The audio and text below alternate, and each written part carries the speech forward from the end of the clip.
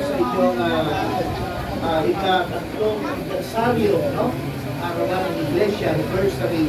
At kanina po umaga, nakita po natin kung paano po gumawa ang ating Panginoon sa buhay po ng mga bisita, and praise God, we are in profession of faith this morning, no?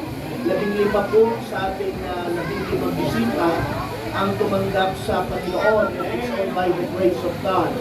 At salamat po sa mga testimonies, salamat po sa mga awit, sa mga special numbers, doon sa dalawang bata na nagbigay ng kanilang mga memory verses. Ako hindi ko kaya yun, ang karami, no? Tayong tumatanda na, iba na, no? Limitado na lahat, no? Pero yung mga bata, talaga makita natin kung gaano sila dedicated, at makita natin yung kanilang mga isipan, hindi pa masyadong influensya ng tinatawag na mga gawa ng sanlibutan, no? So it is better if we could teach our children to maintain that way of memorizing the scriptures. It will be helpful para po sa kanila. Yun po ay malaking tulong para sa kanila, no? Sapagkat ang Biblia po, yan lamang po ang maglalayo sa kanila sa kasalanan. Ang hindi kayang gawin ng mga rehabilitation center ay kaya pong gawin ng salita ng Diyos. Kaya po dito po sa Faith Baptist Church, binibigyan po namin importansya, higit sa lahat, ang salita ng Diyos, no? Dito po sa atin, kapag tayo po ay nananalangin, tayo po ay nagbibigay ng ating mga hinaing. Tayo po ay nagbibigay ng ating mga request. Tayo po ay nagdadasal, ang layunin natin ay makinig ang Diyos sa ating mga hinaing. Tama po ba? Kaya tayo may prayer meeting, kaya tayo mayroong mga prayer vigil. It is because we wanted God to hear our prayers. Amen. But okay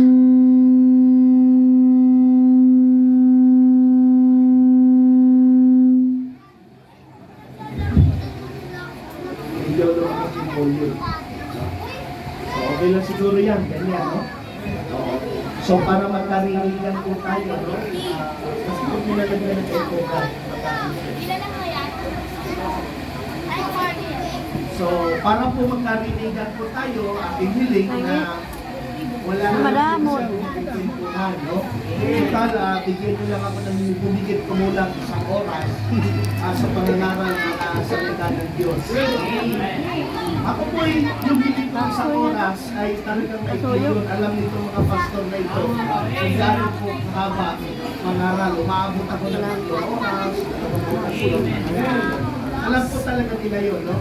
Pero katulad na sinasabi ko po sa inyo, ito nga yung gusto kong i-emphasize. Yung manalangin tayo, importante yun. Kasi gusto natin ipabot sa Diyos yung ating gusto ipabot sa Kanya.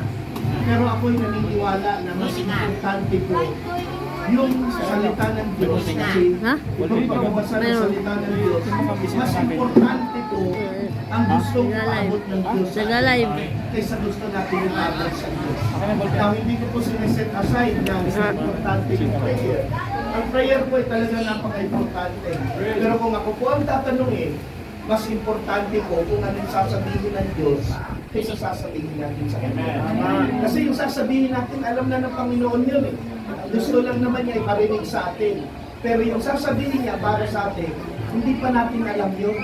Kaya mas importante yung layunin niya na malaman natin kung ano yung gusto niya kaysa yung gusto natin na malaman niya. Nakukuha po ba ninyo yung ibig sabihin? But those two things are very important and very vital, lalong-lalo na sa atin po mga tao. Ang manalangin sa Kanya at ang pagbabasa ng Bible, yung siya, sabihin din niya kung ano yung gusto niya ipaabot sa tao. Now, katulad ng sinabi ko, no? Ay yung mga batang yun, mahirap lang gawin nyo, no? Yung mga ginagawa nila. Kaya nga po, tayong mga magulang, bigyan natin sila ng pagkakataon matuto sa salita ng Diyos. Pabayaan natin ang banal na espiritu ang maging kanilang teacher bago sila turuan ng mga makamundong bagay ng sanlibutan ito. No? Meron tayong teacher dito, no? Sa school. But yung tinuturo ng teacher sa ating mga anak is just limited sa mga academic. Pag hindi natin sila na-train sa salita ng Diyos, iti-train niya ng mga palabas sa TV, ng mga commercial, iti-train niya ng mga nilaboy abunda, o girl abunda pala, no? Iti-train niya ng kung sino-sino na alam natin na walang kalam sa salita ng Diyos. At kaya po, katulad ng sinabi ko kanina umaga, hindi na tayo dapat magtaka bakit yung ating namang mga anak o yung mga apo o yung ating mga baby na hindi naman natin tinuruan na magsinungaling, bakit lumalaki silang sinungaling. Hindi naman natin tinuruan na manakit ng kapwa, pero bakit marunong silang manakit ng kapwa. Hindi naman natin tinuturuan na kumuha ng mga salapi na hindi nagpapaalam sa atin, pero bakit lumalaki silang gano'n. It is because the world has trained them. Na-train na sila ng isang libutan. Kaya nga po, ang aming depensa natin is ang salita ng Diyos. Amen. Katulad ng sinasabi niya dito sa kanyang mga salita, in Psalm 119, the Bible says, Psalm 119, in verse number 9, wherewithal shall a young man cleanse his way? By taking heed thereto according to thy word. Sabi ko sa Tagalog, kung papaano ang isang binata ay malilinis ang kanyang mga lakad sa papaano daw paraan sa pamamagitan ng pag-iingat ng salita ng Diyos sa kanya. Amen? So, kung meron siyang salita ng Diyos, meron po siyang takot gumawa ng kasalanan. Kapag alam niya ang salita ng Diyos, bago niya gawin ang isang bagay na hindi ka nais-nais o masama, is magkakaroon po siya ng pagpipili. Uy, hindi ito ang sabi ng salita ng Diyos. Kaya napakalaki po ng posibilidad na ang ating mga anak ay meron po talagang pagbabago sa buhay. Ang nakakapagbabago po sa kanila salita ng Diyos. Amen? Kami po, hindi namin kayang baguhin ang aming sariling pamilya. Hindi namin kayo kayang baguhin. Ang magbabago lamang po nito ang salita ng Diyos. Ang kapangyarihan po ng pagbabago nasa salita ng Diyos. Marami na po akong taong kilala na maraming New Year's resolution, pero hindi nagtatagal bumabalik po sa mga dating gawain. Bakit po? Hindi po nila kasama ang Diyos sa kanila pong pagbabago. Now, ano pa ba ang magagawa ng salita ng Diyos? Ito po ang huling nabilin ng Bible sa atin. Sabi po dito, mga minamahal, sa Book of Joshua, chapter number 1, in verse number 8. Book of Joshua, chapter number 1, in verse number 8. Ito ang huling nabilin ni Moses sa kanyang second man. Ito po ang nabilin ni Moses kay Joshua na galing din po sa Panginoon. In the book of Joshua, chapter number 1, verse 8, the Bible says, this book of the law shall not depart out of thy mouth, but thou shalt meditate therein day and night, that thou mayest observe to do according to all that it is written therein. For then thou shalt make thy way prosperous, and thou shalt have a good success. Kung gusto po ninyo matagumpay ang inyong mga anak, o ang inyong mga mahal sa buhay, sa kanyang paglalakbay sa sanlibutan nito, sa paghahanap ng trabaho, sa pag-asenso sa buhay. Ang sabi po ng Bible, this book of the law shall not depart out of thy mouth. Bakit po? Anong magiging resulta? It will make you prosperous. It will make you successful. Amen. Yun po ang sinasabi ng salita ng Diyos. Kaya na po, unang magagawa mo kapag nandito ka sa Panginoon, makakatipid ka. Bakit? Imbis igagasto mo sa bisyo, maiipon mo na sa pamilya mo. Yun po ay common sense. Amen. Yun po ay common sense. Hindi na po dapat kailangan high school graduate o college graduate para hindi po natin malaman yun. Yung tao po nasa Panginoon, kung pag-uusapan lang ang tinatawag na practical application, ito pong Bible ay napaka-practical. Imbis gagamitin natin na painom doon sa ating mga barkada para maglasingan, di ba? Magagamit mo na sa pamilya. Imagine that. Pakain ka, painom ka sa mga taong mga kaibigan mo, yung anak mo manghingi ng 20 pesos, batukan mo kaagad. It's unfair. Amen? It's unfair. Now, kung mababago natin lahat yun sa pamamagitan ng salita ng Diyos, yun po ang tinatawag na magiging successful po yung ating pong buhay. Now, ladies and gentlemen, ako po'y nagpapasalamat sa inyo sa mga bisitang dumating at binigyan niyo po ng pagkakataon ang Panginoon na marinig ang kanyang gustong ipahatid sa inyo. No? Medyo pasensya kayo ng konti, yung aking Tagalog, hindi ko alam kung malalim ba o mababaw. Kasi Bisaya tayo no? Bisaya po, but I will try to make my best, no? Para po masabi sa inyo, kung hindi ko po kaya sa Tagalog, i-listen ko na lang po. Okay lang po ba kayo? Hindi po kayo magagalit. Ay, okay po. Salamat naman po. Hindi kayo magagalit. Okay. So, tayo po lahat ay tumayo bilang paglalang sa pagbasa ng salita ng Diyos. Matthew chapter 27.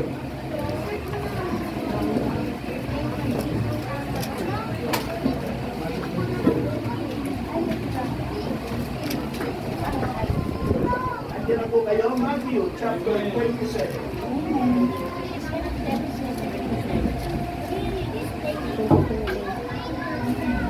Ito pong mensahe na ito ay para po ito talaga sa mga bisita, no? Marami kasi mga first timers ata dito, yung ngayon lang nakarating, pwede lang pakitaas ang kamay para makita ko. First timer, taas kamay, bisita. Kita siya, huwag niya. 6, amen, napakarami pong bisita sa labas. Meron po ba? Meron po. Sana yung nasa labas, pwede natin makaupo dito sa harapan. Pwede natin makaupo dito sa harapan, Brad. Brad, dito na lang paupo natin dito sa harapan. May upuan pa ba dyan? May istorbo sila doon, hindi nila makukuha yung mensahe. Kasi marami palakad-lakad, nalalimulo. So actually, para sa kanila ito. Oo, sayang po ang oras, sayang ang pagkakasyon. Tayo naman mga member na dito, pwede naman tayo mag-usap-usap. Gusto nyo mamaya, kuyakin nyo ako, maghapon ng kamag, walang problema. Maganda lang kayo ng kape, no? Walang naliwan, kaya so, kinuha ko na lang yung isa. Okay, so pwede upuin na lang natin muna dito before we start. Gusto ko po makarinig dahil para sa kanila ito. Sila po ang VIP. Very important person. Very important people sa mga oras na ito. Dalawa.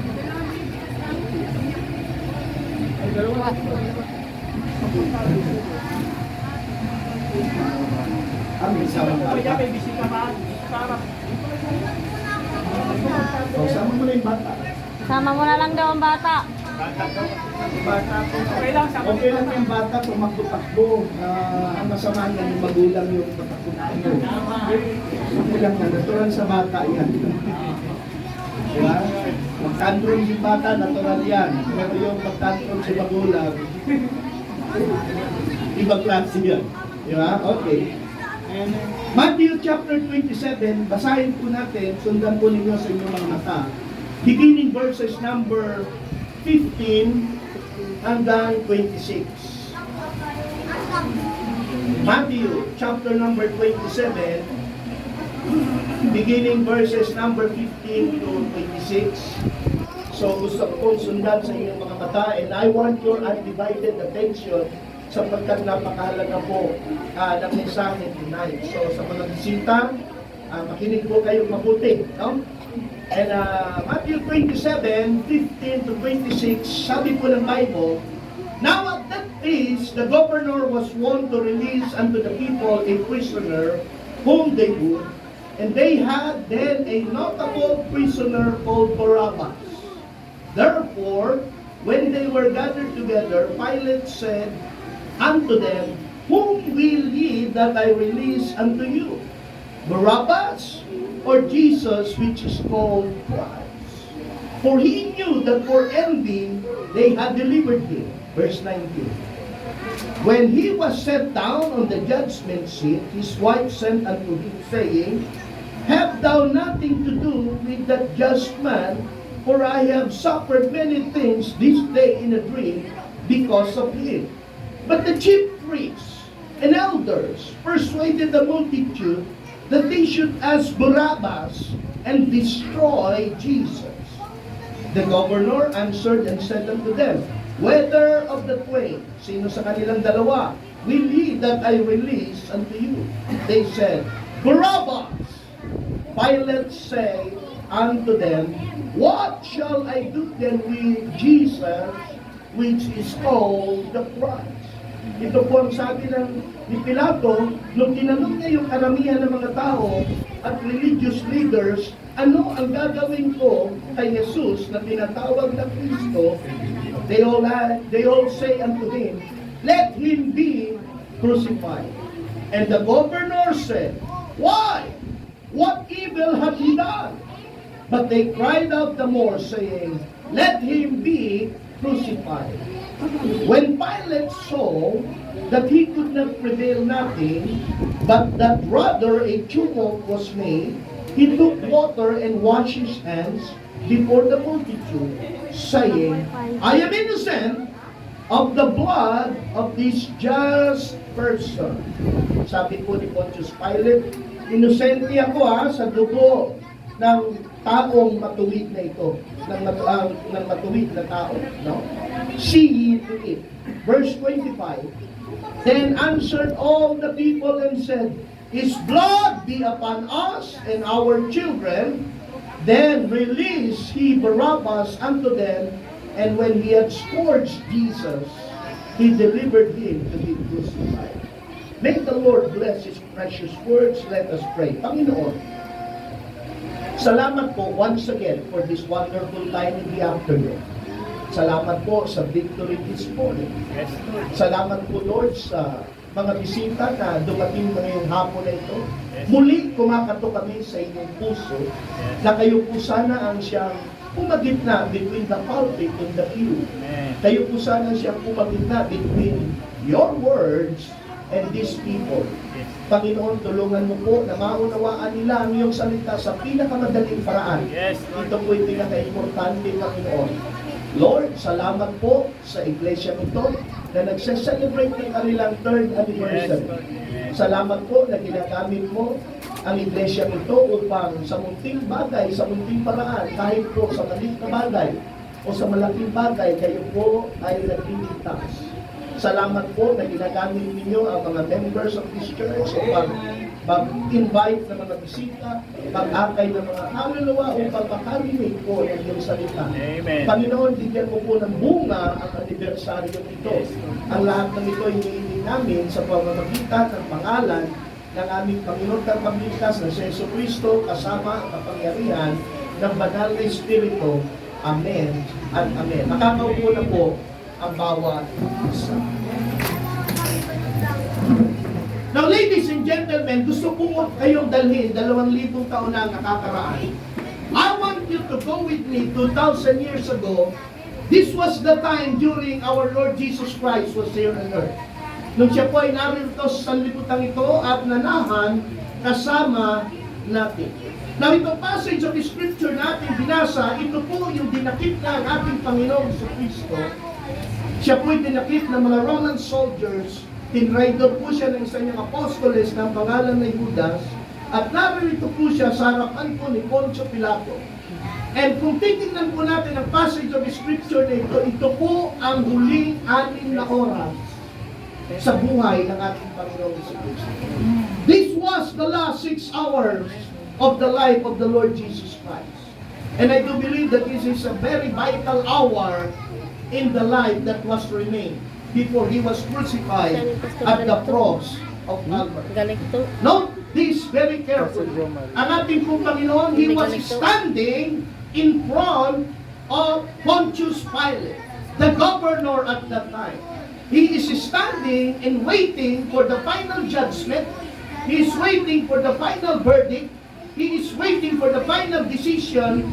And He is waiting for the final judgment and the final sentence doon po sa kaso na ipinaso sa Kanya. Amen. The case that was filed against Him by the people. Now, kung titingnan po natin ang passage of the scriptures, religious people, the Pharisees, the heads of the churches, the Jewish leaders, and some of the people wanted to get rid of us. Ayaw nila sa Panginoong Jesucristo. Itong mga reliyosong tao, itong mga Pariseo, itong mga Jewish leaders, gusto nila na mawala sa kanilang daan ang ating Panginoong Jesucristo. Now here we see, mga minamahal mga kapatid, makita po natin na ang ating Panginoong Jesucristo is standing in the face of the Pontius Pilate, in front of the Pontius Pilate. And makita naman natin ang ating Panginoon, He's the creator of heaven and earth. Makita naman natin ang Panginoon, mga pinamahal mga kapatid, na makapangyarihan siya. But this time, hindi niya ginamit ang kanyang kapangyarihan. Bakos, ang pinagana ng ating Panginoon ay ang pagmamahal niya sa sanlibutan. Amen. Now makita po natin that our Lord Jesus Christ is standing in the hands of the angry sinners. Nakasalala yung desisyon sa kamay ng mga taong galit sa Kanya. And alam na naman natin ang resulta kapag galit ka sa isang tao, wala kang ihahatol na maganda. Right. Ang kung galit ka sa isang tao, lahat ng hatol to the fullest ay iyong ikatutupad. That is what happened in the Lord Jesus Christ. Amen? Kung titingnan po natin mga minamahal, our Lord, yung nangyari sa ating Panginoon, the worst crime that ever committed by mankind. Meron pong tinatawag na genocide. Yung genocide po kung saan pinatay ni Hitler yung napaka-raming mga tao, milyon-milyon na mga Hudyo. And they tinawag siyang genocide. Ganun din yung ginawa ni Saddam Hussein doon sa ibang mga Iraqis o mga Iranians na mga kalaban nila. Binomba niya ito ng mga gas na nakakalason. That is genocide. But ladies and gentlemen, what happened 2,000 years ago is deicide. Ibig po sabihin ng deicide is they killing God. They are trying to kill God, and the Lord Jesus Christ laid His life for us. And makita natin nung siya'y dinakip, nung siya'y nilatigo, hanggang doon sa cross, ni minsan, hindi niya binukang kanyang bibig upang sisihin ng tao. Ni minsan, hindi siya umangal. Sapagkat ang sabi ng Bible, isa siyang maamong tupa. Katulad ng isang tupa, tinanggap niya lahat ng hagupit ng latigo. Tinanggap niya lahat ng sipa, ang suntok, ang sampal, ang pag-aalipusta. Tinanggap yun lahat ng ating Panginoong Jesucristo. Sapagkat ang kanyang layunin ay iligtas ang buong sanlibutan. Amen.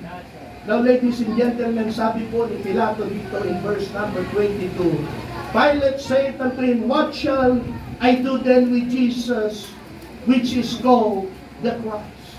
Now, this is a multi-million-dollar question. And I do believe with all my heart, sinabi ito ni Pilato sapagkat gusto ni Pilato na maghugas kamay. Because he was a politician. And a politician must please the people. Kailangan i-please nila ang mga tao, whether it is good or bad, whether it is right or wrong. Kailangan i-please ng politician kung ano ang gusto ng karamihan.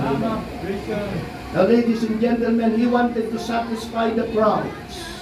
His question, he gave the power unto the people. Pag binigay mo yung power sa mga tao, ang desisyon sa mga tao, it is called democracy. Yes. Amen? Kaya nga tayo may tinatawag ni democracy sa ating bansa. Yes. Amen? Ang tao pwedeng mag-demo.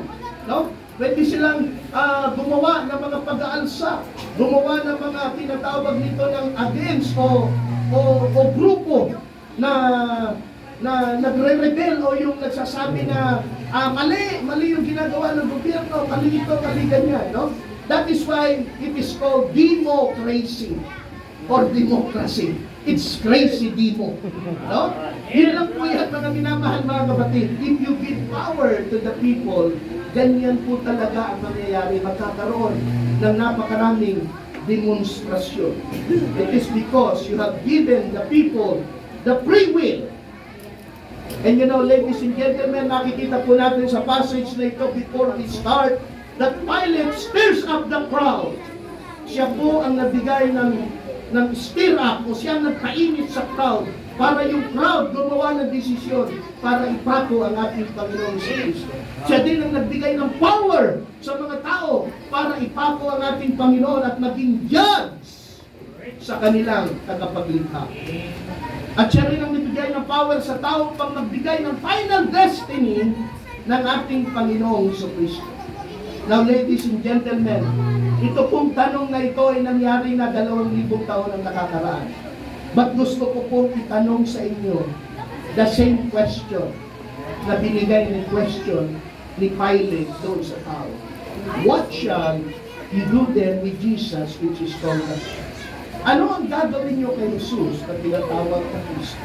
Sa mga bisita this afternoon, yan din po ang title ng message ngayong hapon ito. Ano ang gagawin mo kay Jesus na tinatawag na Kristo? Napaka-importante pong sumagot tayo ng tama, sapagkat kapag mali po ang ating magiging sagot, parang itinakaw natin ang Panginoon sa pangalawang pagkakataon. You have rejected Him the second time. If He was rejected 2,000 years ago, if your question will not satisfy or will not get the right answer, I will tell you, you are crucifying the Lord Jesus Christ again, and again. Now, para hindi po kayo magkamali, para maka-perfect po tayo, no? Bibigay ko po ang sagot. Bibigay ko po yung sagot. Ito lamang po, ma'am, Sarah, yung exam na ibibigay natin yung sagot bago sila gumawa ng desisyon. I hope naman siguro hindi na kayo magkakamali pag alam niyo yung sagot. Tama po ba? Amen. Pag alam na ninyo ang sagot, magkakamali pa ba kayo? Pag nagkamali kayo, may katigasan na kayo ng ulo. Yan lang ang ibig sabihin. Kapag ang bata, tinuruan mo na ng tama, sumunod ang bata, alam ng bata, at pagdating ng exam, nung question and answer, at mali pa rin sagot ng bata, yung anak mo siguro may katigasan ng ulo. O sadya, pilyo o pilya. Amen. Amen. Pero kung hindi ka naman pilyo o pilya, o hindi naman matigas ang ulo mo, naniniwala ko na hindi magiging mali ang sagot mo.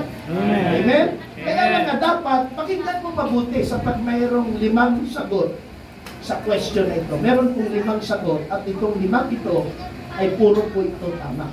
Amen? Now, the title of the message tonight, What shall I do then with Jesus which is called the Christ?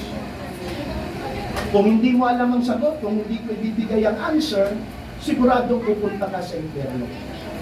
But kaya ko ibibigay ang answer, ayaw kong mapunta ka sa impyerno. Because the Bible gave us the answer already.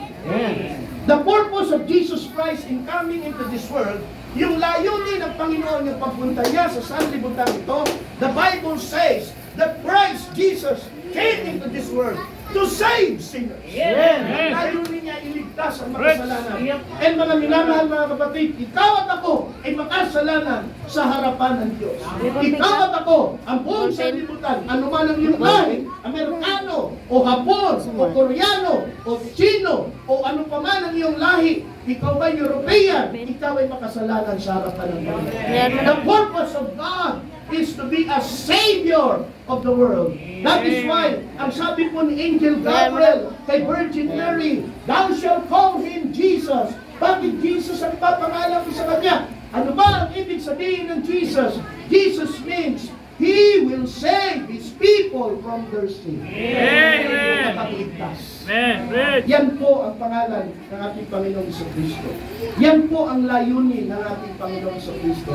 Tagapagligtas. Now, kung tagapagligtas ang ating Panginoong Jesucristo, bakit marami pa rin tao na pupunta ng impyerno? It is because they made the wrong answer. That is why ayaw ko pong magkamali kayo ng sagot. Kaya ibibigay ko po sa inyo ang sagot sa pamamagitan ng Bible. Hindi po ito sa akin, hindi po ito sa Baptist. We are Baptists, but we are not promoting Baptists. Ang pinopromote po namin is the name of the Lord Jesus Christ above every name. The Bible says that there is none other name given among men under heaven whereby we must be saved. And that name is not Pastor Alan. That name is not Sparky. That name is not Pastor Joe Marie. That name is the Lord Jesus Christ. Don't you ever forget that name. Sapagkat pagka nagkamali kayo ng tinawag sa inyong kaligtasan, 1,000% papunta kayo ng Don't you ever forget that name. Don't you ever change the name of Jesus Christ to Nino. No, He's not something to you. Kaya pa lang magkaiba na. He's not a Nino. is Jesus. Amen. Huwag niyo pong palitan ang pangalan ng ating Panginoong Jesucristo na kung ano-anong tinuro ng mga religious leaders sa atin. Don't you ever forget, huwag kayong magtitiwala sa religious leader. It was the religious leaders who crucified the Lord Jesus Christ. Right. Yung nagpapako sa Panginoon, hindi mga tulisan, hindi mga magnanakaw, hindi yung mga scammer, o hindi yung masasamang tao. Ang nagpapako sa ating Panginoon, according sa binasa natin, mga taong religyoso. Amen. Don't you ever forget that. Matakot kayo sa mga religyosong tao dahil sila ang maglalayo sa inyo sa Panginoon. Binasa natin, chief priests, pangulong pare, leaders. Amen. Now, ladies and gentlemen, what shall you do then with Jesus, which is called the Christ? Anong gagawin ninyo kay Jesus na tinatawag na Kristo? Number one answer, you must fear Him. Pakinggan mo siya. Okay? Lista nyo. Anong gagawin natin sa Panginoong Jesucristo? Sabi ng Bible, number one, you must hear Him. Okay? Matthew chapter 17. Atras po tayo in Matthew chapter 17. Ito po yung pangyayari na kung saan kasama ng Panginoon si Peter, si James at si John. Yung kanyang inner circle na disciple. Matthew 17 verses 1 to 8. Basahin ko po and sundan po ninyo sa inyong mga mata. Napaka-importante po nito. Matthew 17, 1 to 8. The Bible says, in after 6 days, Jesus taketh Peter, James, and John, his brother, and bringeth them up into a high mountain apart, and was transfigured before them, and his face did shine as the sun, and his raiment was white as the light. And behold, there appeared unto them Moses and Elias talking with him. Then answered Peter and said unto Jesus, Lord, it is good for us to be here. If thou wilt, let us make here 3 tabernacles, one for thee, one for Moses, and one for Elias. While he yet spake, behold, a bright cloud overshadowed them. And behold, a voice out of the cloud, which said, This is my beloved Son, in whom I am well pleased. Hear ye him. And when the disciples heard it, they fell on their face and were sore afraid. And Jesus came and touched them and said, Arise and be not afraid. And when they had lifted up their eyes, they saw no man save Jesus. Okay, ito po ang pangyayari. Ipapaliwanag ko, ilalathala natin yung Peter. Wala mga taga-Paranaque, ano? Walang taga-Paranaque. Hindi nakarating. Nung si Peter, James, and John, inner circle ito ng Panginoon, tinawag niya, punta sila doon sa isang mataas na bundok. At doon sa isang mataas na bundok, nakita nila ang ating Panginoong Jesucristo, nag-transfigured siya. Nagliwanag yung kanyang mukha at yung kanyang buong pagkatao nagliwanag. Sa sobrang liwanag nito, mga minamahal mga kapatid, hindi nila matingnan ng tatlong mga disciples, ni Peter, James, and John. Dahil sa sobrang silaw nila, nagpatirapa sila, at nung nagpatirapa sila, may naaalingaw-ngawan sila na may mga bumaba na galing sa langit, no? Na ang pangalan ay Moses at si Elijah. Sino ba si Moses at Elijah? Kilala natin si Moses, siya yung Old Testament saint, isa siyang santrong banal sa Old Testament, na ginamit ng Panginoon upang ang children of Israel ay mailabas sa Egypt. At siya ginamit ng Panginoon upang gumawa ng napakaraming himala, including yung pag-iyak ng dagat na pula. Amen. And si Elijah, alam natin kung ano naman ang ginawa ni Elijah, isa rin siyang Old Testament saint o isang banal na santo in the Old Testament times na ginamit ng Panginoon kung saan pinarusahan ng Panginoon ang Israel at hindi umulan sa loob ng 3 taon dahil sa kasamaan ng bansang Israel. Dahil sa pagtalikod nila sa Diyos at pagsamba sa idolatry. Nagaling ng Diyos at ginamit niya si Elijah na hindi pa ulanin ang bansang Israel sa loob ng 3 taon. Hanggat hindi sinasabi ni Elijah, hindi umuulan. But to make the story short, sila po ay mga Old Testament saints. Sila po ay mga santong banal nung Old Testament time. Now, kung titignan po natin, nung bumaba ito, sabi ni Pedro, ba, may kasama na ang Panginoon. Sabing gano'n na great, tumayo agad siya, sabi niya, Panginoon, mabuti na lang nandito kami. Mabuti na lang nandito si James at nandito si John. Panginoon, kung inyo pahihintulot, gagawa kami ng 3 kapilya. Isa kay Moses, isa kay Elijah, at isa para sa inyo. Alam niyo naman si Peter masyado itong aggressive. Di ba? Masyado aggressive si Peter. Panginoon, mabuti na dito kami gagawa kami ng 3 kapilya. Pero ang sagot ng Panginoon, hindi pa siya tapos magsalita. Binara na siya ng Diyos Ama. Di ba? Binara na kagad siya. Nagsasalita pa lang siya. Sabi niya, hindi. Hear ye him. Si Jesus Christ ang pinakamamahal kong anak. Siya lang ang inyong pakilya. Amen. Ito sabi, diba? Binasa naman natin eh. So no reason pala kahit na anong dami ng kapilya na ilagay mo kung hindi naman yan para sa Panginoon sa Kristo, baliwala yan. Hindi ka nakikinig sa Diyos. Dahil ang sabi ng Panginoon, si Jesus lang ang inyong pakinggan. Kaya nga nung magliwanag at nawala na bumalik sa langit si Moses and Elijah, sabi ng mga disciple, nung tinignan nila yung paligid, wala silang ibang nakita, maging yung tinig, hindi nila nakita nila si Jesus lang. That is why, ang mensahe ng Panginoon, pakinggan natin siya. Hindi yung kung kanino tayo nakikinig. Itong mundo natin, punong-puno ito ng mga taong magagaling magsalita. Magagaling magturo kung paano ka maging banal. Magagaling magturo kung paano ka huthutan ng pera. Magagaling magturo kung paano ka takutin sa purgatorio. Why tell you, my friend? Here he is. Si Jesus lang. Tagal na ako sa pananampalataya, I was saved at the age of 14. I'm 54 now. 40 years old na akong ligtas. Wala akong nabasang purgatorio sa Bible na ito. Ano ba ang purpose ng purgatorio? Hindi naman ito paninira. Kahit pagtanungin ninyo sila, ano ba ang purpose ng purgatorio? Hindi ba paninira?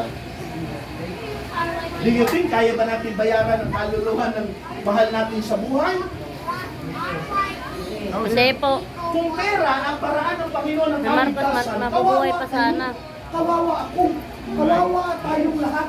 Dahil wala tayong pera kayang ibayad.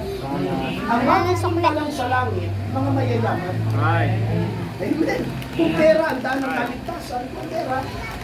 Pero salamat sa Panginoon, hindi pera ang daan ng kaligtasan is pananampalataya. Amen. Amen. Mga ginagawa, sabihin ko po sa inyong totoo.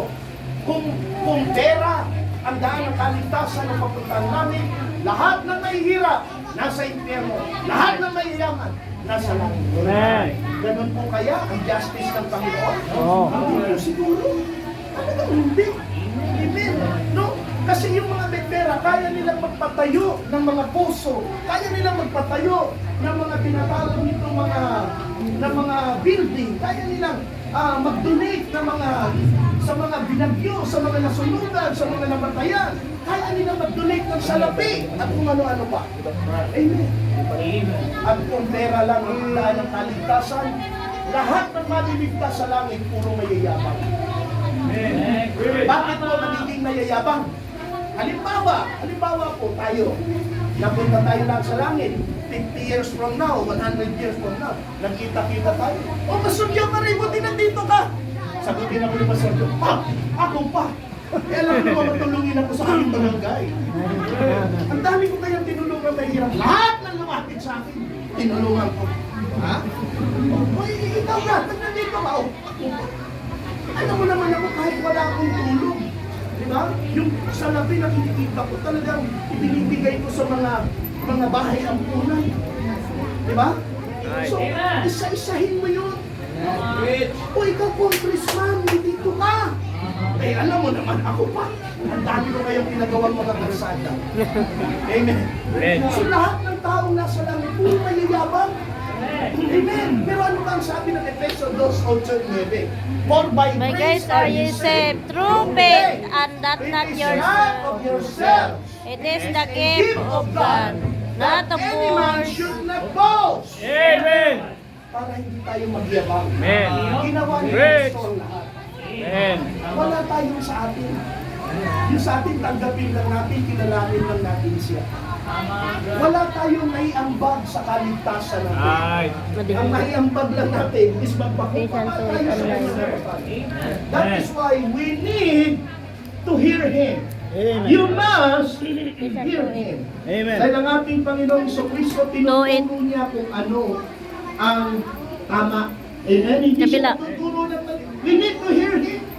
At paano natin siya maririnig? Sa kanyang salita. Amen. Sa kanyang salita. Right. Scriptures. Kanina pinasa ko na ito, but I will read it again. In John chapter 5, verse 39. Sabi ng Panginoong Kristo, John chapter 5, verse number 39. The Bible says, sabi ng Panginoon, search the Scriptures, for in them you think you have eternal life, and they are which that testify. Saliksikin ninyo ang banal na kasulatan, sapagkat yan ninyo makikita kung kayo ba ay may buhay na walang hanggan. Amen. Ibig sabihin, kung kayo ba'y mapupunta ng langit, kung kayo ba'y pinatawad sa inyong mga kasalanan, Bible ang magsasabi niya. Amen. Hindi pasubo, hindi magsawan, hindi novena, hindi rosaryo, o kung ano pa man, kung hindi Scripture. Amen. Gusto mo mapunta sa langit? The only book that will teach you how to get to heaven. Amen. Yung mundo natin, we have millions of books, authored and written by millions of people. Maraming libro. Pumunta ka lang sa National Library. Isang araw, hindi mo, kahit title lang ang basahin mo, hindi mo matatapos ng isang taon. Title pa lang binabasa mo, isa-isahin mo sa National Library, hindi mo kayang tapusin ng isang taon. National Library pala ng Pilipinas yan. Meron pa kayo yung National Library ng Amerika, ng China, ng Korea, at iba-iba pang bansa. Napakaraming libro na ginawa ng tao sa sanlibutan ito, pero nag-iisa ang Bible na nagtuturo ng dalang kaligtasan. Ang mga libro ng sanlibutan ito, tuturuan ka paano ka tumalino sa math, paano ka tumalino sa English, paano ka tumalino sa spelling, paano ka tumalino sa kung ano-anong mga tawag yan, mga ano ba yun? Yung mga subject ng eskwelahan. Tuturuan ka, pero ang Bible, tuturuan ka paano ka mapunta na. Amen. Praise the Lord. Amen. Walang ibang libro na magtuturo sa iyo. Magkakasakit tayo ngayon, pinagaling tayo ng Panginoon, matutuwa tayo. Salamat, gumaling tayo. Pero ano ang pagkagaling ng iyong laman, pero kaluluwa mo naman, ay papunta na nito yan. Unahin natin na maligtas yung ating kaluluwa. Amen. Itong laman, kahit anong gawin natin dito, tatry rin tayo nito. Kahit papakainin mo ito araw-araw, kahit pa mag-vitamins ka araw-araw, kahit pagulay ka araw-araw, mag-exercise ka tuwing umaga, sabi ni Yoyo Epidemic, tatry rin tayo ito. Amen? Pwede itong diabetesin, pwede itong magkaroon ka ng cancer, leukemia, TB, virus, o ano-ano pa. Tatry rin ka nito. Amen. Siguraduhin natin kung paano masettle yung ating kaluluwa. Sapagkat ang kaluluwa, ang part ng tao na hindi namamatay. Amen. At nakakaawa ka kung ikaw ay mapupunta ng apoy ng impyerno. Okay? That is why, what shall you do then with Jesus, which is called the Christ? Number one, hear ye Him. Sabi nung iba, itong mga Baptist, hindi ito naniniwala sa Santo. Sabi sa inyo, hindi kami naniniwala sa Santo. Itong Bible, gawa ito ng mga Santo. San Juan, San Marcos, San Lucas, San Pedro, San Pablo. Gawa po ito ng mga Santos. Santo. Hindi santo. Kung merong naniniwala sa mga Santos, kami po kasi itong Bible na ito, mga Santo. Ay. Pinasulat ng Diyos sa mga Santo. Pero wala ka rin makikita dito na pinalulunod tayo sa Scripture. Amen.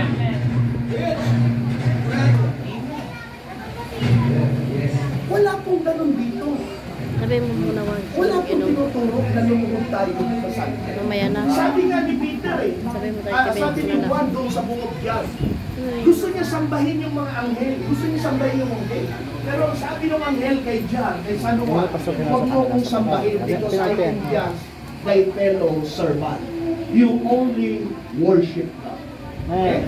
Maganda po yung nagkakaliwanagan kasi minsan tinuturuan yung mga membro ng mga bagay o pinaparatangan ng mga bagay na hindi totoo. Ay mga baptist hindi yan naniniwala sa santo. Wala po kami. Ito po, gawa ng santo. Amen. Okay? Now, number two. What shall you do then with Jesus which is called the Christ? Number two, not only you must hear Him, number two, you must believe on Him. Amen. Kailangan manampalataya ka sa Kanya. Amen. Hindi lang dito, look at me, hindi lang dito, wala pong hindi nakakakilala kay Jesus sa mundo ito. Even the Muslims, the Buddhists, kilala nila si Jesus Christ. Dito. Pero hindi dito. Pero ang sabi ng Bible, kailangan nandito. Kilala siya dito. Kilala siya ng puso mo. Kaya nga dito siya papasok. Kapag tinanggap niya ang Panginoong Kristo, hindi siya papasok dito. Hindi siya papasok dito o dito. Dito siya papasok sa puso. Amen. Okay? Romans chapter 10, verse number 9. Go with me in the book of Romans chapter number 10. Look at verse number 9. That if thou shalt confess with thy mouth the Lord Jesus, and shalt believe in thine heart, kung mananampalataya ka sa iyong puso, that God has raised Him from the dead, thou shalt be saved. Maliligtas ka. Pwede kang maligtas sa pamamagitan ng pananampalataya sa iyong puso na hindi ka nagbabayad ng pera, na hindi ka gumagawa ng kung anong donasyon, na hindi ka nagpapaloko ng kung anong scammer dyan. Sa pananampalataya, pwede kang maligtas. Sabi ng Bible, kung mananampalataya ka sa buong mundo. Amen. Sa Bible, amen. You must believe on Him. Amen? 1 John chapter 5. Bilisan po natin ng konti. Actually, mabilis lang ito. Yung number 1 lang ang medyo matagal. 1 John chapter 5. Look at verse number 11. Ano po ang sabi? 1 John 5:11. And this is the record. Nasaan ba yung record? Ito po yung record. Yung Bible natin. Di ba sir, pag nasa munisipyo, sa barangay daw kayo, no? Di ba pag merong nagdidimanda o nagpapablatter, inililista po ba? Inililista po. May record. Lahat may record. Maski nga sa langit, may record, may aklat ng buhay. Amen. So, naka-record ang pangalan mo doon o hindi. Revelation. Ha? Revelation So, kailangan naka-record. 1:15. Pero dito sa mundo, meron ding record, merong katibayan dito. Ito ba, May Revelation, ebidensya ang dito, record. 1 John 5:11. And this is the record that God had given to us eternal life. Na ang Diyos ay nagbigay na sa atin ng buhay na walang hanggan. And this life is in His Son. At ang buhay na ito ay nandoon sa anak. Wala sa ina, 1:5. wala sa ama, wala sa mga kung sino-sino Poncio Pilato. Ang buhay na walang hanggan, listen, nandun daw sa anak. Amen. Rich, sinungaling ba ito? Hindi siguro naman.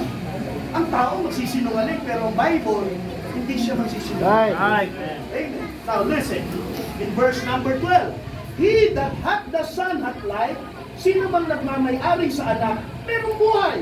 And he that hath not the Son of God hath not life. Kung hindi ka magmamay-ari sa anak, wala kang buhay.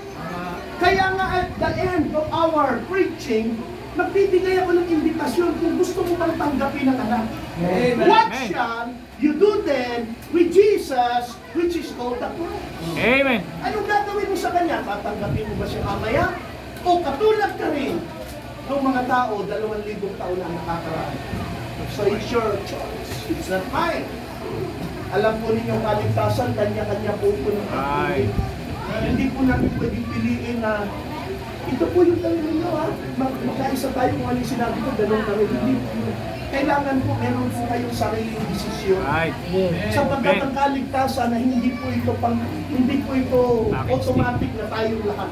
Kailangan gumawa ka ng desisyon. Kailangan magpakumbaba Katulad sa ikaw ano, Panginoon. nagdesisyon ka na tinanggap Now, mo look at Jesus. verse number 13. Hindi ka inutosan. These things have I written unto you. Itong mga bagay na ito ay sinusulat ko sa inyo. That you believe on the name of the Son of God. Na kayo ay manampalataya sa anak ng Diyos. That you may know. Right. That you may know. Para malaman ninyo. Para malaman ninyo. Maraming tao hindi nakakaalam. Kala nila reunion ang nagliligtas. Akala nila simbahan ang nagliligtas. Akala nila bautismo ang nagliligtas.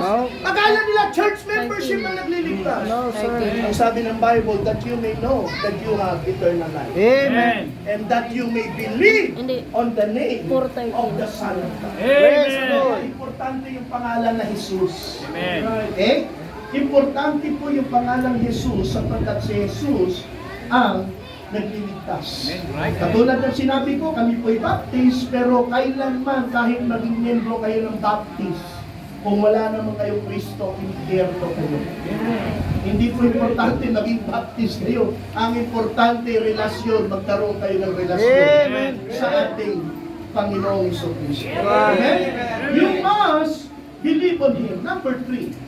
Yan binibigay ko yung answer baka mamaya sa invitation magkamali pa kayo ng sagot. Ha? Nandiyan na yan, sa inyo na yan. Number 3, not only you must hear Him, not only you must believe on Him, number 3, you must call upon Him. Amen. Kailangan mo siyang tawagin. Amen? Kailangan mong sabihin. Amen.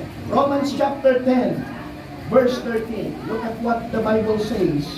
In book of Romans, chapter number 10, in verse number 13. Whosoever. For whosoever shall call upon the name of the Lord shall be saved. Look at this. Whosoever, babae, lalaki, matanda, bata, buntis man o kuba, shall be saved. Pag tumawag ka sa Panginoon, maliligtas.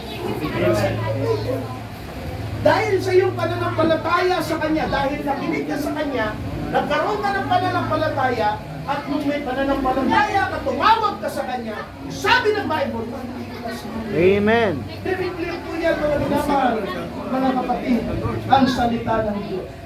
You must call upon Him. Man is a sinner. Hindi niya kaya iligtas yung kanyang sarili. That is the very reason bakit ang ating Panginoon ay pumunta sa sanlibutan ito upang magpatawad ng mga makasalanan. To save mankind from their sins. Amen. Oh, I tell you, beloved in the Lord, Jesus Christ is the Savior. And we need Him. We need Him, mga minamahal. Yun po ang sabi ng 1 Timothy, chapter number 1, verse 15. Look at what the Bible says in the book of 1 Timothy, chapter number 1, in verse number 15. This is a faithful saying and worthy of all acceptation that Christ Jesus came into the world to save sinners, of whom I am the chief. Pastor mo Jesus' job, Jesus' work is to save Sabi niya, First Timothy. mankind. That is why He is called a Savior. Tinawag siya tagapagligtas. Amen? Ang kamay ng Panginoon hindi maikli para hindi kanya kaya iligtas. Kaya kanyang iligtas gaano ka man kasama. Right. Amen. Isaiah chapter 59, look at verse number 1. Isaiah chapter 59, verse number 1, the Bible says, Behold, the Lord's hand is not shortened that it cannot save, neither his ear heavy that it cannot hear. Ang kamay ng Diyos hindi maikli, hindi dahilan upang ikaw ay hindi niya mailigtas o hindi kanya maabot. Hindi rin siya bingi para hindi kanya marinig. Yun ang sabi ng Bible. 2 Corinthians chapter number 6, look at verse number 2. 2 Corinthians chapter number 6, look at verse number 2. The Bible says, "For he saith, I have heard thee in the time accepted, and in the day of salvation I have succored thee. Behold, now is the accepted time. Now is the day of salvation." Kaya mga mahal, pag tumawag ka sa Panginoon, maririnig ka niya. Amen. Right. Maririnig ka niya. Maniwala ka't hindi, maririnig ka niya. Amen. Alam niyo ba na kung merong isang bagay na hindi kayang gawin ng Panginoon, actually there are 39 things that God cannot do. No? 39 na bagay na hindi kaya ng Diyos. Ba't isa lang mo nang ibibigay ko dahil maubos yung oras natin. Kung merong isang bagay na hindi kayang gawin ng Diyos, although may sinabi siya, "For with God nothing shall be impossible," patungkol ito kay Maria, Birhen Maria, no? Sabi ni Birhen Maria, paano kung manganganak? Eh, hindi naman ako, wala naman akong husband. No? Pero nung pinaliwanagan siya, kaya sabi niya, doon kay Elizabeth, "For with God nothing shall be impossible." It's about the conception, walang imposible sa Panginoon. But if you will read the Bible, there are 39 things that God cannot do. Totoo po yan. Una na hindi niya kayang gawin. Ano yun? Magsinungaling. Kahit kailan, hindi pwede Amen. magsinungaling ang ating Panginoon. Amen. Hebrews chapter number 6, look at verse number 18. Hebrews 6:18 sa dulo. chapter number 6, Dulo. look at verse number 18. 6. Nandiyan na po kayo? That by two immutable things in which it was impossible for God to lie. Imposible sa Diyos ang magsinungaling. So kung meron siya isang bagay na hindi kayang gawin, magsinungaling. Amen. O, kung ano yung sinabi niya dito, totoo pa rin niya yun. Common sense yan. Titus chapter number 1, look at verse number 2. Titus And hope of eternal life, which chapter number 1, look at verse number 2. Look at what the Bible says. Sabi niya, Apostol Pablo, naniniwala ba kayo kay Apostol Pablo? Amen. Oh. Ito sabi niya, Apostol Pablo, ng banal na santo. Si Pablo ba, banal? Ito. Santo ba ito? Santo to. O ito sabi niya, in hope of eternal life, which God cannot lie. which God that cannot lie. O sa pag-asa daw na magkaroon ng buhay na walang hanggan kung ang Diyos hindi niya kayang magsinungaling. Promise before the world began. Di pa ginagawa ang mundo. Meron pa nga akong Panginoon na buhay na walang hanggan. Hindi siya magsisinungaling. Sabi niya, oh, God cannot lie. So hindi kayang gawin ng Diyos ang magsinungaling. Amen. Limitado ang Diyos basta kasamaan. So hindi niya gagawin. Bakit? Banal siya. Amen. Pero kaya ba niyang gawin yun? Kaya niyang gawin yun. Pero nilimitahan niya yung sarili niya. Sapagkat banal siya. Amen. Kaya nga, nung sinabi sa kanya ng Diablo, kung ikaw ang Diyos, kung ikaw anak ng Diyos, gawin mo ngang tinapay ang batong ito. Kaya bang gawin ng Panginoon? Kaya naman ang gawin. Nakita naman niyo yung mga milagro na pinagagawa ng Panginoon. Kaya naman yan. Pero bakit hindi siya sumunod sa Diablo?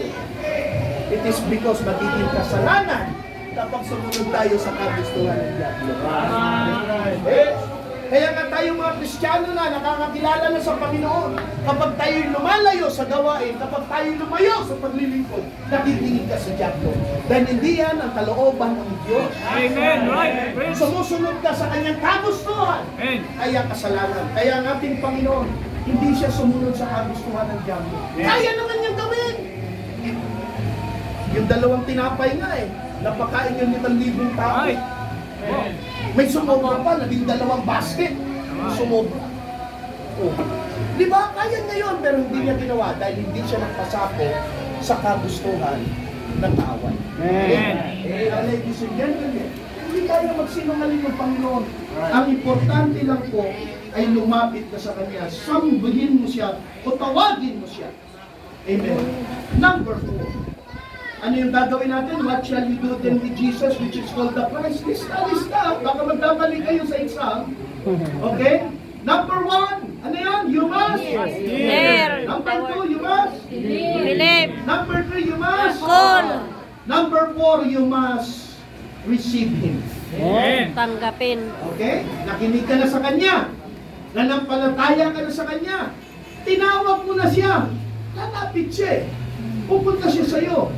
Amen? Amen. Anong gagawin mo? Papasukin mo siya sa iyong puso. Amen. Amen? Revelation chapter number 3, look at verse number 20. 3:20. Tingnan po natin kung ano sinasabi ng banal na kasulatan. Revelation chapter 3, verse 20. The Bible says, Behold, I stand at the door. Ang Panginoong Kristo ito. And knock. If any man 3:20. hear my voice and open the door, I will come into him and will sup with him and he with me. Nakatayo daw yung Panginoon sa pintuan ng ating mga puso. Spiritually speaking, pumakatok siya sa ating mga puso. Amen. Papapasukin mo ba siya? Will you receive Him? Amen. Kailangan bang i-receive ang Panginoon? Kailangan po. Amen. John chapter number 1, verse number 11. Book of John, chapter number 1, look at verse number 11. The Bible says, One. And He came unto His own. Si Jesus Christ pumunta sa kanyang bayan, sa sarili niyang bayan, and His own received Him not. Hindi siya tinanggap, tinapon na siya sa krus. Pero tingnan ninyo yung verse number 12. But as many as receive Him, sa lahat ng sa Kanya'y magsisitanggap, gaano man sila karami. Sabi dito, to them gave He power to become the sons of God, even to them that believe on His name. Sa Kanya na sa Kanya'y tumanggap, nagbigay siya ng kapangyarihan na maging anak ng Diyos. Amen. Amen. This is good. Ia-adapt tayo ng Panginoon sa kanyang pamilya. Magiging kapamilya tayo ng Diyos. Amen. Now, I will give you a strong conclusion. Bakit adoption ang ginagamit ng Panginoon? Bakit hindi appointed? Pabayaan nyo na si Kibuloy, appointed son of God. Bakit? Dahil yung appointment, mas makapangyarihan yung adoption doon kaysa sa appointment. Amen. Yung appointment, may expiry yun. Yung appointment time, may expiry yun. Pero yung pagiging anak ng Diyos, yung adoption, walang expiry yun. Amen. Ito po, sa batas po natin, hindi po ako abogado, nabasa ko lang sa Google. At may abogado din akong tiyahin po. Sa batas po natin, kung meron kayong tunay na anak, at sa panahon na mamamatay na kayo, papamanahan ninyo, hindi pwedeng hindi nyo pamanahan yung inyong adopted daughter o adopted son, kung meron man. Sa Bisaya yan, yung sinagog, no? Yung inampon. Kapag documented po ang inyong pag-ampon, kahit po 5 ang inyong anak o 10 ang inyong anak at may isa pa kayong adopted, kailangan po parehas po ang division ng pag-angkin ng anak. Okay. Nagalit ka sa anak mo. Itong 5, hindi ko ito papamanahan. Alam niyo po ba, ang batas, i-approve yan? I-approve yan. I-approve yan. Anak mo yan eh. Karapatan mo yan. Pero dahil nga 10 ang anak mo, yung 5 hindi mo papamanahan, sasabihin mo rin, ay ito na lang, 6 papamanahan ko. Pero yung 5 lang siguro, kasi itong isa, hindi naman totoong anak ko ito, ampun lang ito. Aprobahan ng batas yan. Hindi mo yan i-approve ng batas. Ang sarili mong anak sa batas natin, maging sa batas sa Amerika, pwede mong ipakmil ang iyong sariling anak, pero ang yung adopted son mo, hindi yan pwede i-sepuera mo. Ayaw nyo maniwala, i-govern nyo. Gayon din. Tingnan nyo yung batas sa mga adopted son. Hindi po nila pwedeng bigyan ng walang mana. That is why napakapalad po nating mga Kristiyano. Dahil the moment na tayo ginawang anak ng Diyos, adopted into the family of God, hindi na tayo pwedeng ibaliwalain ng Panginoon. Hindi siya pwedeng magsinungaling. Amen. Gagawin niya ang lahat ng bagay. Siguro wala tayong gantimpala sa langit dahil pasaway na Kristiyano ka dito sa mundong ito, dahil kapigasan ng ulo mo sa mundong ito, Siguro wala ka na tatawagin mga gantimpala, pero at least ligtas ka. Amen. Papunta ka sa langit. Kaya nga po, kailangan po ninyo siyang tanggapin sapagkat yun ang sinasabi ng kasulatan. At paano mo siya tatanggapin? Kailangan kilalanin mo ang iyong sarili na ikaw ay makasalanan at siya'y namatay para sa iyo dahil sa kanyang pagmamahal sa iyo. Gusto kanyang maligtas. Receive Him while you are still alive. Habang buhay pa po kayo, bago maging huli ang lahat, kailangan pong tanggapin ninyo siya at siya po'y tumira sa inyong puso by faith. Ephesians chapter number 3, verse number 16. Ano po ang sinasabi ng Efeso 3:17? Sa talatang ito, makikita po natin ang layunin, bakit kailangan natin siyang tanggapin. Ephesians chapter 3, look at verse 17. That Christ may dwell in your hearts by faith, and that ye being rooted and grounded in love. Bakit ninyo kailangan tanggapin ang Panginoong Jesucristo? Para tumira siya sa inyong mga puso. Amen. Kaya nga magugulat kayo pag si Kristo nasa puso ng tao. Parang Ano natin ang pagbabago? Amen. Nagbabago dahil yung tinasabi niya. Therefore, if any man be in Christ, he is a new creature. All things are passed away. Behold, all things are become new. 2 Corinthians chapter 5, verse 17. Amen. 5:17. Number 5. Ulitin natin. What shall you do then with Jesus which is called the Christ? Number 1. Here. Number 2. 5:17. Number 3. Call. 5:17. Number 4. Number 5. You must obey Him. Sundin mo siya. Kailangan ka talagang sumunod sa sasabihin niya. Okay? Anong sabi dito? 2 Thessalonians chapter 1, verse number 8. 2 Thessalonians chapter number 1 in verse number 8. Okay? At tatapos na po tayo dito. In flaming fire, sa naglalagablab na apoy, taking vengeance, nandoon yung ganti. Taking vengeance on them that know not God. Nandun yung ganti sa mga taong hindi nakakakilala sa Diyos. And that obey not the gospel of our Lord Jesus Christ. Nandun yung ganti ng Diyos at sa kanila na hindi sumunod sa mabuting balita ng ating Panginoong Jesucristo. Okay? Ano ba yung mabuting balita ng Panginoong Jesucristo? Mababasa natin yan mga minamahal, 1 Corinthians chapter 15. Bukas tayo ng Bible kasi Bible lang ito ang gusto ng Diyos malaman natin eh. Basa nga tayo ng basa ng text sa Facebook. Diba? Pagka mga nobela, basa tayo ng basa. Pagka love letter, pag text ng mga girlfriend o mga boyfriend. Basa ng basa, samantalang ito, salita ng Diyos, ayaw natin basahin.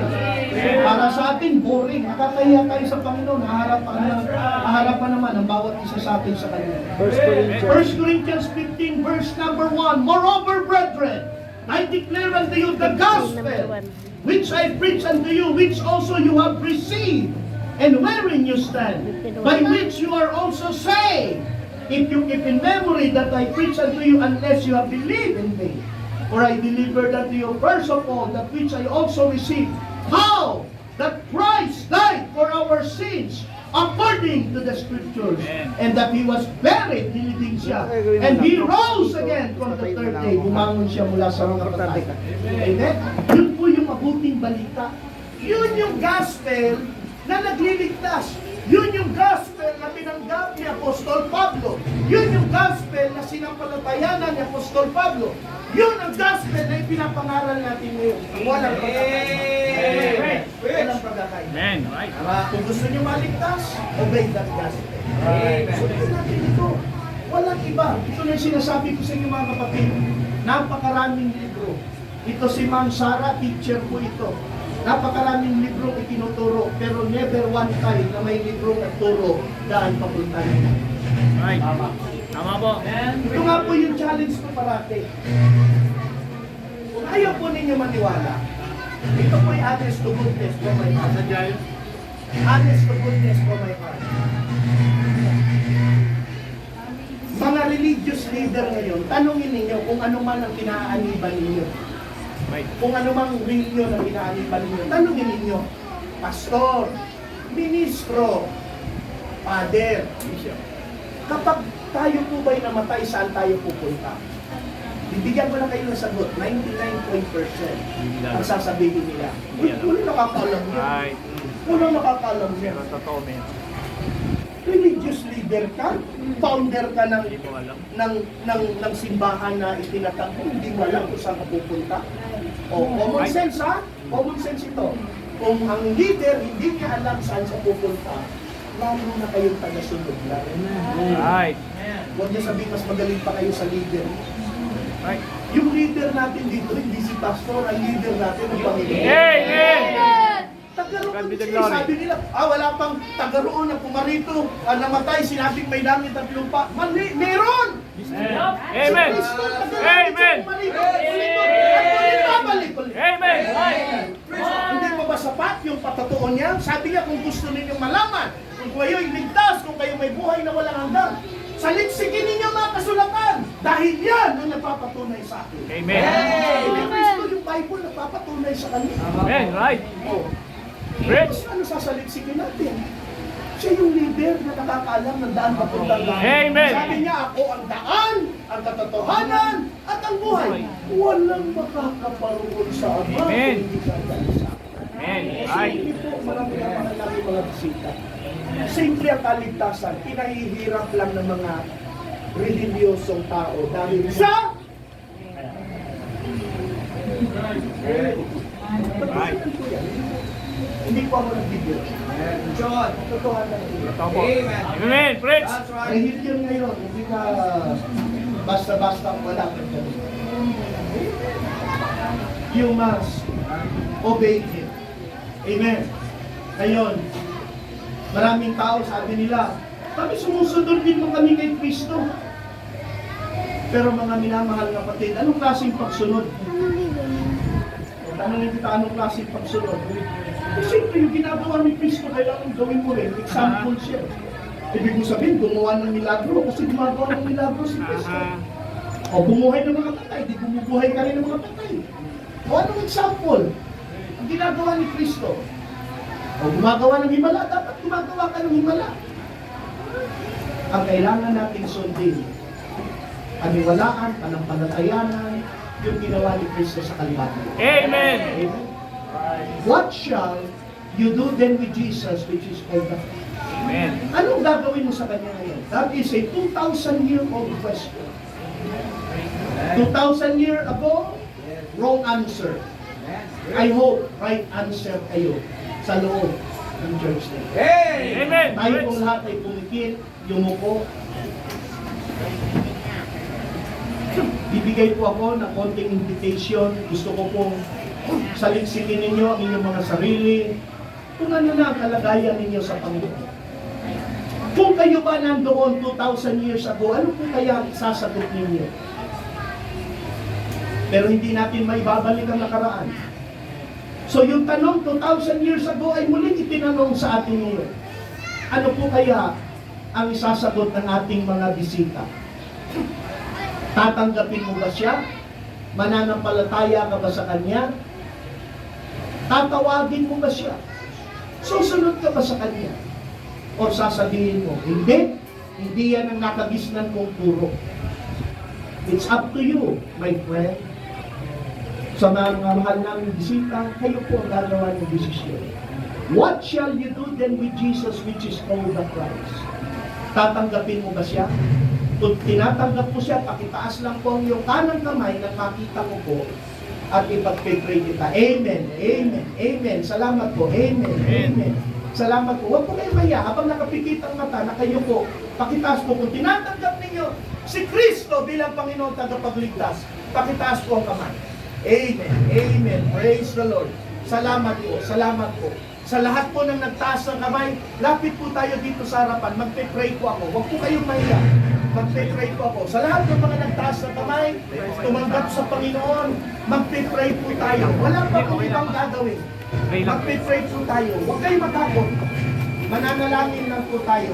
niya ng ang balas. pagtanggap sa Panginoon. Salamat po sa malambot na puso. Salamat po na ang banal na Espiritu ang siyang nagpumakit na sa ating Amen! Amen. Salamat po. Salamat tumanggap sa Panginoon. Huwag po kayo maya. Dali, dito. Dito tayo. Magpe-pray po tayo. Salamat po. Sa lahat ng nagtaas ng kamay, tumanggap sa Panginoon. Alam Hoy. kong naunawaan ninyo. Hoy. No? Itong mga batang ito, hindi natin sila pwedeng i-underestimate. Because ako, sa edad kong 40 years old, I got saved. No? At sabi ng Panginoong Jesucristo, nung mga bata lumalapit sa Kanya, sabi ng mga disciples, alis, alis, alis kayo dyan, huwag yung istorbohin ng Panginoon.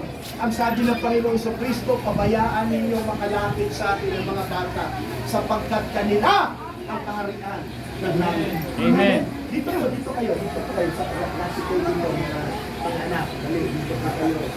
Praise the Lord. Amen. Salamat sa Panginoon.